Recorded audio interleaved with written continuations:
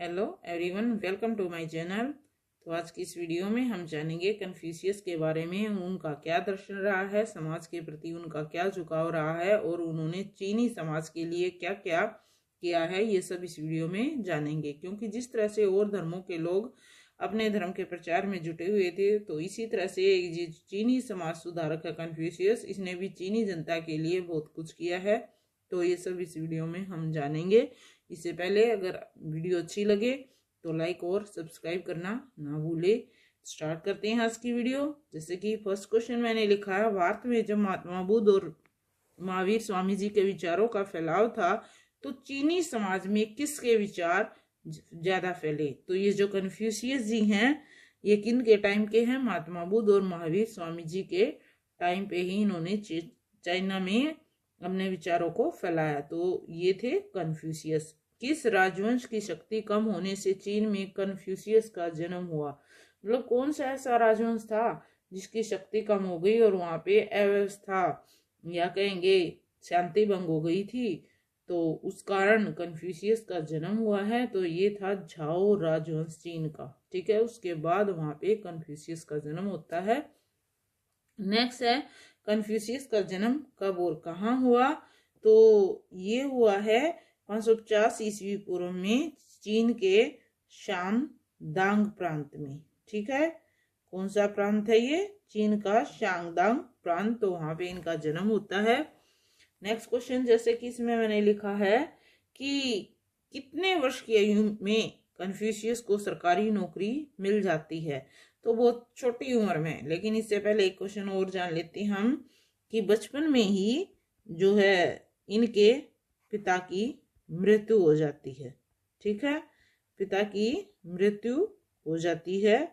फिर भी ये सिर्फ 3 वर्ष के थे जब इनके पिता की मृत्यु हुई है। ठीक है, फिर भी इनको सरकारी जॉब मिल जाती है। और ये भी कितनी, देख लो कितनी कम उम्र की, 18 वर्ष की आयु में इनकी सरकारी नौकरी मिल जाती है। लेकिन नौकरी छोड़ने के बाद भी कन्फ्यूशियस ने क्या किया? ये सरकारी नौकरी भी छोड़ देते हैं, क्योंकि इनका मानना था कि भाई सरकार की सेवा में रहकर वो लोगों का उतना भला नहीं कर सकते जितना कि वो निजी रूप से कर सकते। इसलिए उन्होंने नौकरी से त्याग पत्र दे दिया। तो क्या किया उन्होंने? घर में ही विद्यालय खोलकर, ठीक है, क्या किया है? घर में ही विद्यालय खोलकर विद्यार्थियों को इतिहास, काव्य और नीति शास्त्र की शिक्षा दी है। तीनों विषयों की शिक्षा इन्होंने बच्चों को घर पे ही दी है। कितने वर्ष की आयु में लू राज्य के शहर का शासन करता है इनको, यानी कि इन्होंने लू जो राज्य है वहाँ एक शहर है, तो उसका शासनकर्ता बनाया गया है 53 वर्ष की आयु में।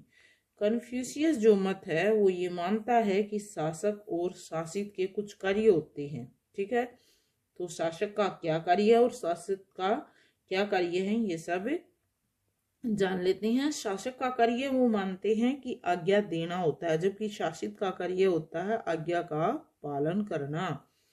कौन सा चीनी गुरु कन्फ्यूशियस के विचारों से प्रभावित होकर उनके साथ मिल गया? तो ऐसा कौन सा चीनी गुरु था? ये उसी टाइम अपने विचारों को जनता में फैला रहे थे। तो ये थे लाओ त्से तुंग।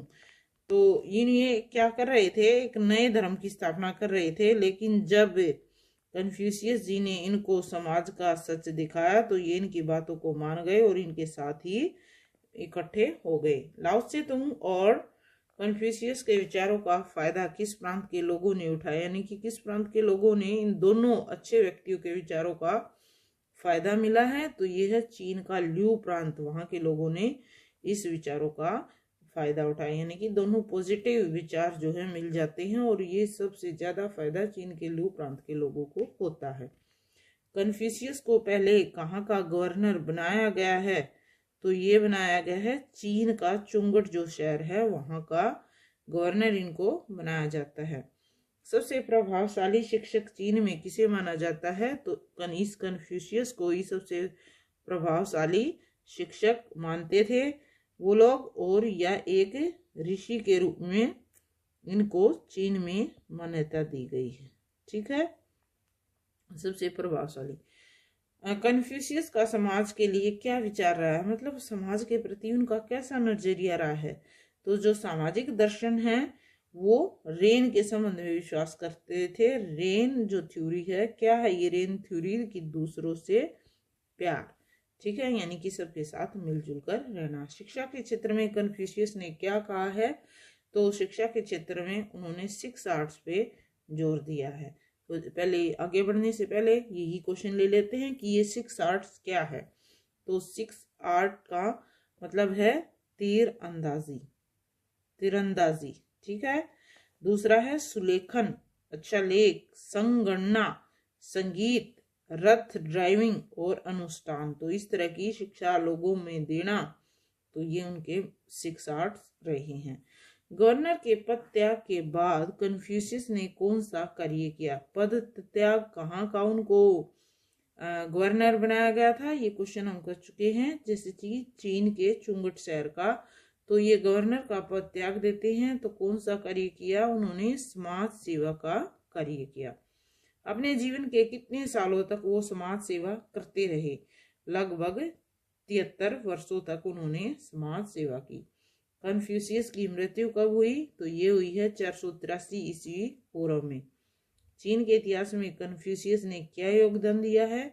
ये एक दार्शनिक भी माने गए हैं, एक शिक्षक भी माने गए हैं और एक राजनीतिक व्यक्ति के रूप में उन्होंने बहुत ही महत्वपूर्ण योगदान दिया है। तो ये है कन्फ्यूशियस से संबंधित कुछ questions. If you like my video, please share and subscribe my channel. Thanks for watching.